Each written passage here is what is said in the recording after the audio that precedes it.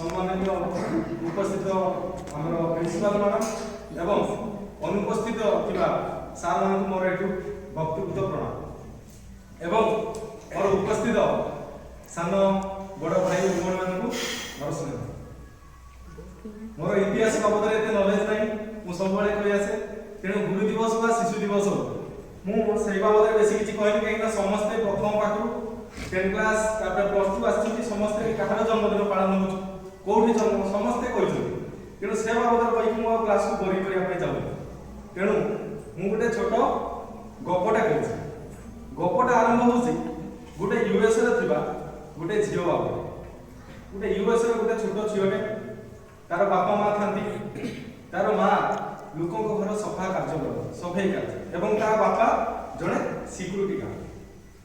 ତାର 2 ବର୍ଷ ବୟସରେ ତାର କ'ଣ ହେଲା ନା ପାଦର ଗୋଟେ ଦରଦ ଦେଖା ଏବଂ ସେମାନେ ୟୁଏସ୍ରେ ସେମାନେ କଳା ଲୋକ ଥିଲେ, ଦେ ୱେର୍ ବ୍ଲାକ୍, ଅଶ୍ୱେତ ଲୋକ କୁହନ୍ତି ସେମାନଙ୍କୁ ସେ ବହୁତ ଭେଦଭାବ ଥିଲେ, ସେମାନଙ୍କୁ ଡକ୍ଟର ଟ୍ରିଟମେଣ୍ଟ କରିବେ ନାହିଁ।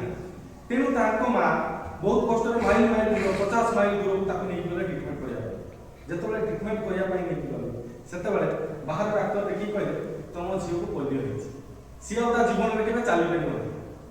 ତାପରେ ତାକୁ ନେଇକି ଆସିଲେ, ପୋଲିଓ ଲାଗିଲା ପରେ କେଲିପର ଲଗାଯାଏ ଗୋଡ଼ରେ, ଚାଲିବା ପାଇଁ ସାହାରା ଗୋଟେ ଦରକାର ଲାଗିଲା। ତାପରେ କିଛି ଦିନ ବୟସ ବଢ଼ି ସାରିଲା ପରେ ତାକୁ ମା ବାପାଙ୍କ ସକ୍ଷମ ଅନୁସାରେ ସେମାନେ ତାକୁ ଗୋଟେ ପାଖ ସ୍କୁଲରେ ପାଠ ପଢ଼ାଇଲେ। ଯେତେବେଳେ ପାଠ ପଢ଼ାଇଲେ ସେତେବେଳେ ସ୍କୁଲରେ ବହୁତ ସାରା କମ୍ପିଟିସନ ହୁଏ। ସିଏ ଦୌଡ଼ ପ୍ରତିଯୋଗିତାକୁ ଦେଖିଲା।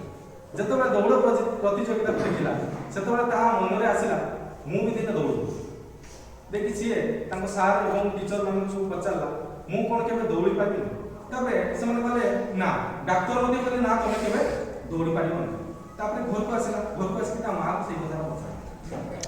ମାଆକୁ ପଚାରିଲା ମୁଁ କ'ଣ କେବେ ଦୌଡ଼ି ପାରିବି ନାହିଁ? ମା ମଧ୍ୟ କହିଲେ, ମା କହିଲେ ହଁ ୟେସ୍ ତମେ ଦୌଡ଼ି ପାରିବ, ଯଦି ତମ ଭିତରେ ସେତିକି କନଫିଡେନ୍ସ ଅଛି, ତମ ନିଜ ଉପରେ ଯଦି ସେତିକି ଭରସା ଅଛି, ତେବେ ତମକୁ ଭଗବାନ ସାଥ ଦେବେ ଏବଂ ତମେ ସବୁବେଳେ ଦୌଡ଼ି ପାରିବ। ତାପରେ ସେ କହିଲା ସେତେବେଳକୁ ତାର ବୟସ ହେଇଯାଇଥାଏ 10-12 ବର୍ଷ ହେଇଯାଇଥାଏ। ସେତେବେଳେ ସେ ଆସ୍ତେ ଆସ୍ତେ ତା କେଲିପରଟା ହଟେଇବା ପାଇଁ ଚେଷ୍ଟା କଲା ଏବଂ ସେ ହଟେଇ ଦେଲା। ଥରେ ହଟେଇ ଦେବା ପରେ ତାକୁ ଚାଲିବାର କଷ୍ଟ, ଠିକ ସେ ଚାଲି ପାରିଲାନି। ଯେତେବେଳେ ସେ ଚାଲି ପାରିଲାନି ତଥାପି ସବୁବେଳେ ପଢୁଥାଏ ଝୁମୁଥାଏ, କିନ୍ତୁ ସେ ଚେଷ୍ଟା କରୁଥାଏ ଯେ ମୁଁ ସବୁବେଳେ ଚାଲିବି। ତାପରେ ସେ ମଧ୍ୟ ଆସ୍ତେ ଆସ୍ତେ ଚାଲି ପାରିଲା।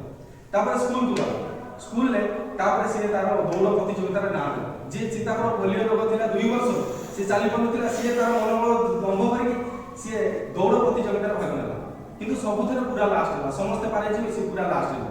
ପ୍ରଥମେ ହାରିଲା, ଦ୍ୱିତୀୟ ହାରିଲା, ତୃତୀୟ ହାରିଲା। ତମମାନେ ଯଦି 4 ଥର ହାରିଯିବ ତାହେଲେ ପାଖ ଲୋକ ତମକୁ ଏତେ କହିବେ ଯେ ତମେ ଆଉ ସେଟାକୁ ଟ୍ରାଏ କେବେ କରିବନି। କିନ୍ତୁ ସିଏ ଏମିତି 8 ଥର ହାରିଲା। 8 ଥର ହାରିବା ପରେ 9 ନମ୍ବରରେ ସିଏ ସ୍କୁଲରେ ପ୍ରଥମ ସ୍ଥାନ ଅଧିକାର ଦୌଡ଼।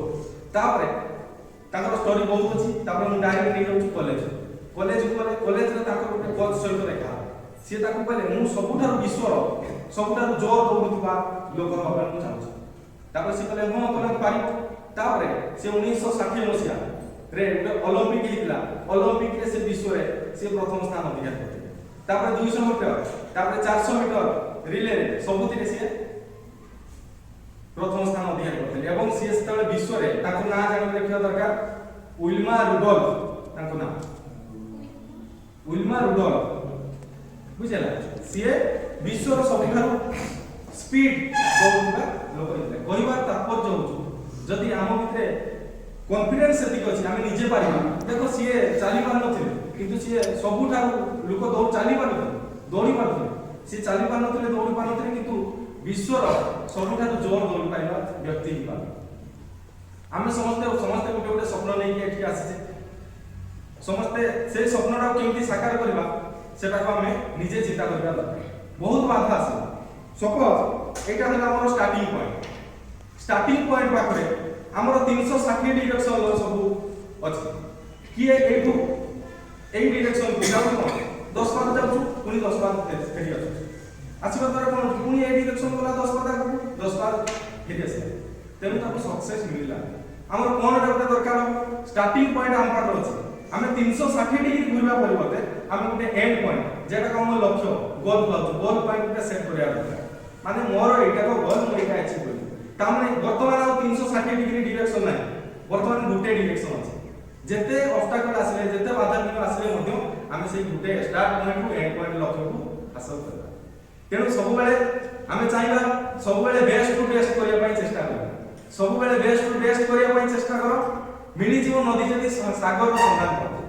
ଆମେ ଜାଣୁ ଭାଙ୍ଗିଯାଏ କାଚ ପଥରର ପ୍ରହାରେ, ଭାଙ୍ଗିଯାଏ କାଚ ପଥରର ପ୍ରହାରେ, ଭାଙ୍ଗିଯିବ ପଥର ଏମିତି କାଚ ସନ୍ଧାନ।